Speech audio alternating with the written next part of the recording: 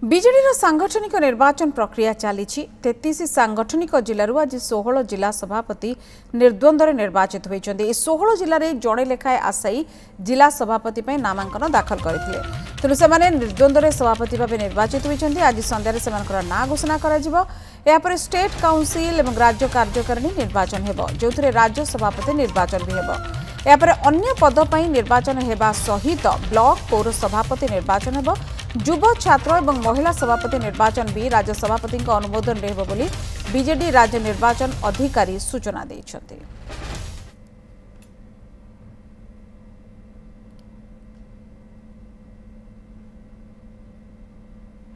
जोटा जिला सभापति चयन कार्यक्रमटा जोटा अच्छी निर्वाचन और चयन कार्यक्रमटा अच्छी से आरंभ हो सारी आज से संक्रांत पाखापाखि 16टी जिलार बर्तमान सुधा आम पाखे नामांकन आसी पहुँच सारी एवं